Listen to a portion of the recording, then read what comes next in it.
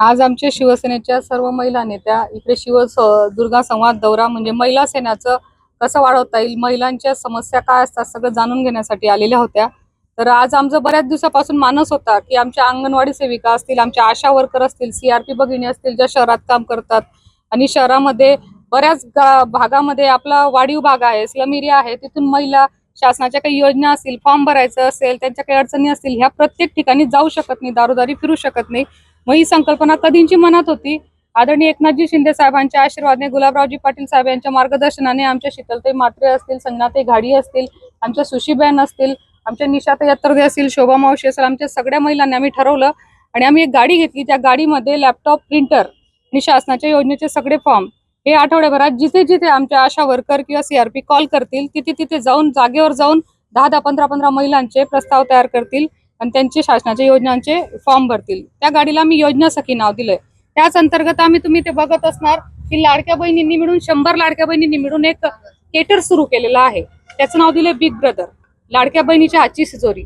जसं भाऊ घरी आल्यानंतर बहीण पदर खोचून लगेच किचन मध्ये जाते, 2 घास काहीतरी जेवायला बनवते, त्या एक आयडिया आम्ही डोक्यात ठेवून आम्ही ठरवलं की आम्ही लाडक्या बहिणींची ती केटर सुरू करून आम्ही ते केटरचं आज बॅनर ओपनिंग इथे केले। त्याला बिग ब्रदर एकनाथजी शिंदे साहेबांचं आदर्श घेऊन ते नाव दिलेलं आहे।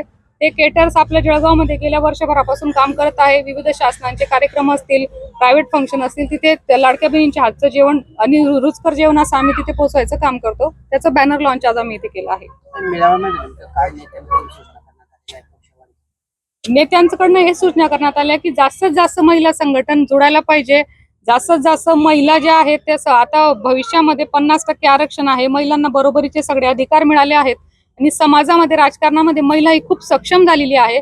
तर तळागाळातील जी महिला भगिनी असेल तिला बाहेर काढणं, तिच्या समस्या जाणून घेणं, महिलांसाठी काम करणं, महिला सक्षम करणं, हे त्यांनी आज आम्हाला मेळावा अंतर्गत सांगितलं आहे।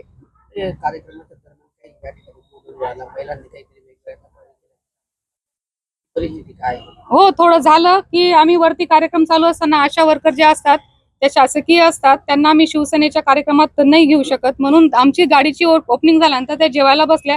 जेवणात 2 महिलांमध्ये काही वाद झाले, त्यात आमच्या कोणी एक युवती होत्या, त्यांनी काहीतरी बोलले त्यांना, तर त्यांचा थोडीशी चकमक झाली, पण त्यांनी समजून घेतलं कारण आज त्यांना खूप मोठं गिफ्ट त्यांच्या ताईने दिलं होतं, म्हणून आमचा आशा वर्कर असो, आम्ही असो, आमचं समन्वयाने ते मिटलं। सगळ्या महिला जेवण करून गेलेल्या आहेत। काही महिला म्हणजे आता आम्ही ठेवलेलं होतं की 200-300 महिलांचं जेवण होतं, आमच्या केटरची पहिलीच ही वेळ होती आणि 500च्या वरती महिला आल्या, तर जेवणाचं पण थोड्या अडचणी झाल्या, पण त्या समजून घेतल्या सगळ्यांनी आणि मला सहकार्य केलं। हे बघा, आम्हाला आशा वर्करांना याच्यासाठी बोलवलं होतं की जी त्यांनी गाडी लॉन्च केली मॅडमांनी, जे आमचे डिलिव्हरीचे लाभार्थी असतात किंवा रस्त्यामध्ये एखादी ऍक्सिडेंट वगैरे झाला, आम्ही 108 ला फोन करतो, कधी कधी उशिरा येते। ह्या गाडीला फोन केला ती तात्काळ आमच्या कामासाठी हजर होईल, याच्यासाठी आम्हाला बोलवलं। बाकी दुसरा काहीच कार्यक्रम नव्हता, व्यवस्थित कार्यक्रम झाला, काहीच झालं नाही।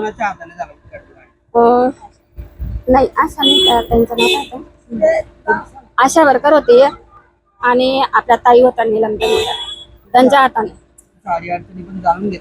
जाणून घेतल्या मॅडमांनी, विचारून घेतल्या। आमच्या पगारांची त्यांनी तात्काळ पूर्तता पण केली आहे। त्यांच्याविषयी आमची नाराजी नाही किंवा आमच्याविषयी त्यांची नाराजी नाही। कार्यक्रम व्यवस्थित झाला, फक्त थोडंसं आमच्या आशा ताईंचा बाळाचं वगैरे थोडी गैरसमज झाली। मिळालं काही नाही, बाकीचे 1-2 बाकीच्या घरी गेला कारण त्यांना काम होतं, बाकी काहीच इश्यू नाही, तसं काहीच नाही। भारती विजय सिंग पाटील, खोटेनगरच्या आशा। कार्यक्रम वगैरे व्यवस्थित पार पडला। त्यांनी जी आम्हाला गाडी दिली ती खूप कामाची आहे आमची, कारण की 108 ला कधी कधी फोन लावला, त्यांच्याकडे गाडी अवेलेबल नाहीये, त्यामुळे ही गाडी आम्हाला केव्हा पण येऊ शकते, बाकी दुसरा काही इश्यू नाही।